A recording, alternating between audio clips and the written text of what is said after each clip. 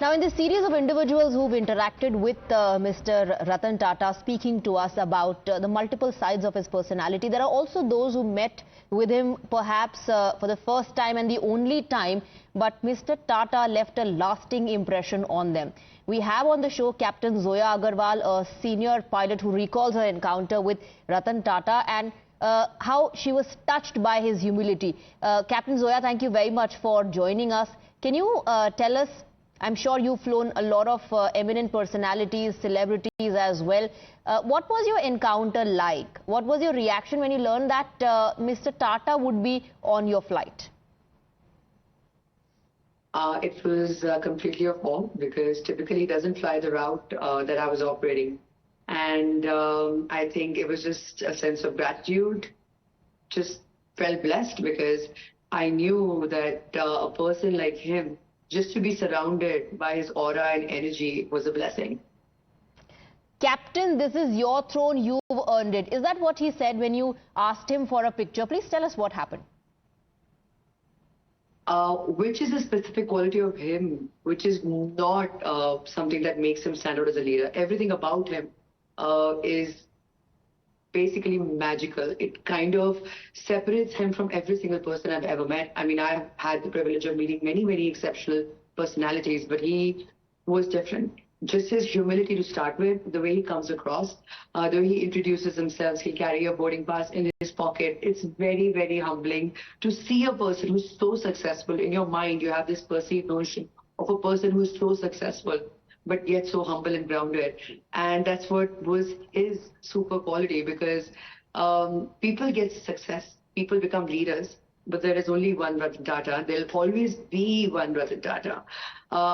When I met him, of course, I had the privilege of speaking to him about leadership, business, aviation, and I can never forget that topic when we had that insightful conversation. And that shaped my whole perspective, and I decided to do my MBA inspired by the way he is as well. When at the end of the flight, I requested him for a picture, and he said something which I can never forget. And that was when I was moving my seat out.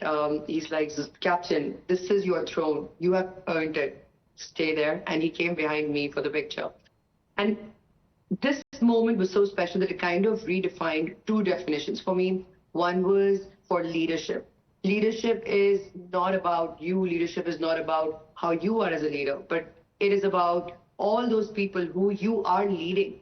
What is it that you're doing for them to uplift them, to make them rise and make them feel inclusive and ensure their progress?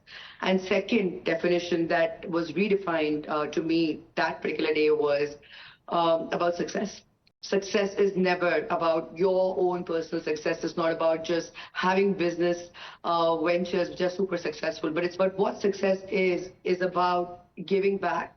It's about creating a difference in the lives of others, how you impact the world, and how you leave behind a legacy. I think that's the principle he lived by, isn't it? India first, giving it back to the society. And I think the biggest message or takeaway, at least for me, from all that I've heard and read about Mr. Tata and from all the interactions I've had today with all those who knew him, is that you can be a successful leader and at the same time you can be humble, you can be generous, you can be kind, and you can be compassionate. Zoya, thank you very much for sharing those memories with us.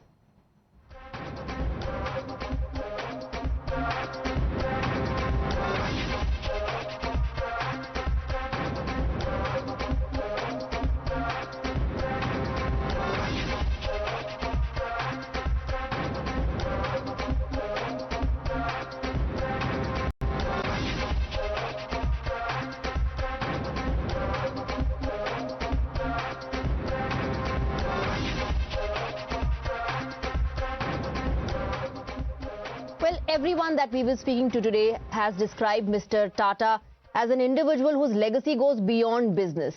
It's a legacy of his generosity, a legacy of his large-heartedness, compassion, kindness, and pure love. And there are individuals whose lives have been transformed due to that kindness. We're joined by two such individuals. We have with us Baby Chaudhary and Devika, who is the 2611 victim. Let me begin with Baby Chaudhary. Baby Chaudhary ji, आपकी जिंदगी कैसे बदली रतन टाटा की वजह से या उनके द्वारा की गई मदद से? मैम पहले तो 26/11 जब हुआ तो गवर्नमेंट की तरफ से मुझे 1.5 लाख रुपए मिले थे। उसके बाद आज 16-17 साल हो गए, किसी ने पूछा नहीं। मगर जब मेरे पति को 26/11 के दिन लगी थी, तब मुझे टाटा ट्रस्ट से मेरे घर मुझे मिलने हॉस्पिटल में उनके ट्रस्ट से 2 जन आए थे, कंचन मैम और राहुल सर। और उन्होंने लेके आज तक मेरे टाटा ट्रस्ट से मेरे परिवार को, मेरे बच्चों को पढ़ाया, मेरे बेटे को होटल मैनेजमेंट कराया, मेरी बेटी को भी ग्रेजुएशन करा रहे हैं, मुझे पेंशन दिया जा रहा है। यहाँ तक कि अगर मैं बीमार पड़ जाऊँ या मेरे बच्चों को, तो सब कुछ टाटा ट्रस्ट ही कर रहे थे। रतन टाटा जी ने कभी सामने हमसे मिलने नहीं आए, ना ही हम उनसे मिले, मगर उन्होंने हमें एक, बोलते हैं ना, जैसे हम मंदिर में जाते हैं तो भगवान के दर्शन होते हैं, लेकिन हम किसी मूर्ति को पूछे, बस हमने भी रतन टाटा जी के फोटो को पूछा और उनका पूजा किया। All right, I think we have lost our connection, but what Baby Chaudhary essentially saying is that Ratan Tata took care of her entire family. We also have Devika with us on the broadcast. Devika, 26/11 के वक्त आपको पाँव में चोट लगी थी, उसके बाद टाटा ट्रस्ट की तरफ से, रतन टाटा की कंपनी की तरफ से आप लोगों की कितनी मदद हुई जिससे आपकी लाइफ बदल गई, इसके बारे में आप हमें जरूर बताएं। जी मैम, मुझे 26/11 में गोली लगी थी और मैं कम उम्र की पहली गवाह उस केस की। 26/11 के बाद मैम रतन टाटा सर ने खुद उनके इंस्टा आईडी से मेरी स्टोरी अपलोड की गई थी, एक न्यूज में आया था। उसके बाद उन्होंने खुद ने लिख के डाला था और कुछ दिन बाद उनके थ्रू हमें कांटेक्ट किए गए कि हम आपसे मिलना चाहते हैं, आप हमारे ऑफिस आइए।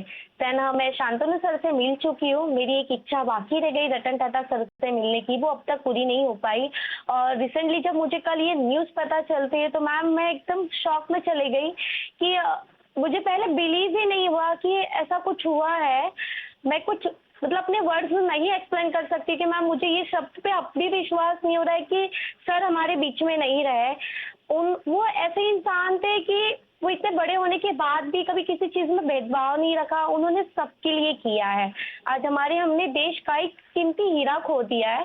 और मैम उन्होंने मेरी स्टडी कंप्लीट करवाई है, मेरी जो ग्रेजुएशन की जो फीस थी वो सारा रतन टाटा सर के थ्रू हुआ था। मेरा भाई का बैकबोन का ऑपरेशन हुआ तो वो भी रतन टाटा सर के थ्रू हुआ। तो काफी मुझे रतन टाटा सर के ट्रस्ट की तरफ से काफी मुझे हेल्प मिली गई।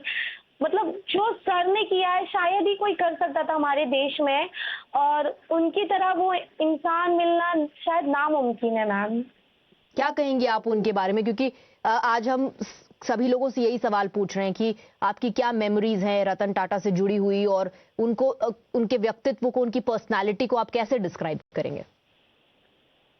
मैम वो एक भगवान है हमारे लिए, और वो इतने बड़े पक्ष पे, इतने बड़े पद पे थे, इतने बड़े बिजनेसमैन है, तो उन्होंने कभी उस चीज का ना ही घमंड किया, ना ही एटीट्यूड में या किसी से भी अरे तुरे में भी सर ने बात नहीं की। एक वो रिस्पेक्ट था, उन्होंने कभी बड़ा छोटा नहीं देखा किसी को, हर किसी के लिए उन्होंने हेल्प की है। और इन्होंने इतनी सारी प्लान्स लाए हैं, तो वो सर के लिए मैं जितनी बातें कहूँ या जो तारीफें करूँ ना मैम, तो वो बहुत कम है। वो हमारे देश के एक बहुत बड़े रतन टाटा सर बोला जाता है, जैसे हमारा भारत रत्न होता है, तो हमारे लिए वो रत्न के बराबर थे। सर ने जो चीजें की, ना ही कि मेरे लिए, उन्होंने सभी लोगों के लिए किया है। कैंसर से जो पीड़ित थे इंसान, उन लोगों के लिए, काफी लोगों के लिए उन्होंने हेल्प की। वो एक शब्द में मैं आपको उनकी बयान नहीं कर सकती कि वो सर की क्या बातें थी। वो सर की बातें इतनी अलग थी, वो सबसे अलग है सर। जी बेबी चौधरी, अगर आप मुझे सुन पा रही हैं, आप अपनी बात पूरी कीजिए। आप बता रही थी कि आपकी और आपके परिवार की जिंदगी कैसे बदली। हमारी जिंदगी जब टाटा ट्रस्ट से हमारे घर आए और उन्होंने हमारी हालत देखी, आज तक उन्होंने मुझे कभी ये महसूस नहीं होने दिया कि मैं अकेली हूँ। आज मेरे पति को गुजर के 1 साल हो गए, लेकिन मुझे ऐसा नहीं लगता कि मैं अकेली हूँ, दुखी हूँ। आज भी उन्होंने मुझे सहारा दिया है। ये कहा जाता है ना कि एक हाथ से देखो तो दूसरे हाथ को पता नहीं चलता। मुझे तो ये लगता है कि रतन टाटा जी को पता ही नहीं था कि उन्होंने कितने परिवार को संभाला है, कितने लोगों का घर बसाया है, कि हम लोग आज से जी सकते हैं कि हाँ, हमारे पास है रतन टाटा जी और हमें संभाल रहे थे। आज उनका जाने का जितना दुख 26/11 के पीड़ित लोगों को है ना, उतना किसी को नहीं होगा, क्योंकि उन्होंने हमें जितना संभाला, आज मेरी बेटी पढ़ रही है, आज मेरा बेटा कमा रहा है, किसकी देन है? रतन टाटा जी की। अगर वो नहीं होते उस वक्त हमारे साथ तो हमारा क्या होता? इसलिए कहा जाता है ना कि जी। मेरे पास शब्द नहीं है उनके बोलने के लिए कि मैंने तो बेबी चौधरी, आप उनको कैसे याद करेंगी? अब वो हमारे बीच में नहीं है, लेकिन उन्होंने, जैसा आपने कहा, इतनी लोगों की लाइफ बदली है, इतनी जिंदगियों को ट्रांसफॉर्म किया, आप उनको कैसे याद रखेंगी? मैं जैसे हर रोज सवेरे उठ के भगवान का पूजा करूंगी, अपने बच्चों को नाम से बुलाऊंगी, उनको जब भी अपने बच्चों को मैं याद करूंगी, भगवान को, मेरे माँ को, मेरे भाई को, तब तब वो मेरे जुबान पे और मेरे मन में हमेशा रतन टाटा जी का पहला नाम आएगा, फिर उनका नाम आएगा। रतन टाटा जी को भूलना इतना आसान नहीं है, क्योंकि उनकी वजह से आज हम लोग हैं यहाँ पे। नहीं तो शायद मैं कभी अपने बच्चों को मार के मर गई होती। इसलिए मैं रतन टाटा जी को कभी भूल नहीं सकती। रात को मेरा बेटा 1 बजे आकर मुझे कहा कि मम्मी रतन टाटा जी के डेथ हो गए। मैं तब से लेके मैं रो के मेरा हालत बुरा है कि क्यों ऐसा हुआ। And in fact, there are many who have been left teary-eyed. That's the kind of legacy that Mr. Ratan Tata has left behind. Baby Chaudhary and Devika, thank you very much for joining us.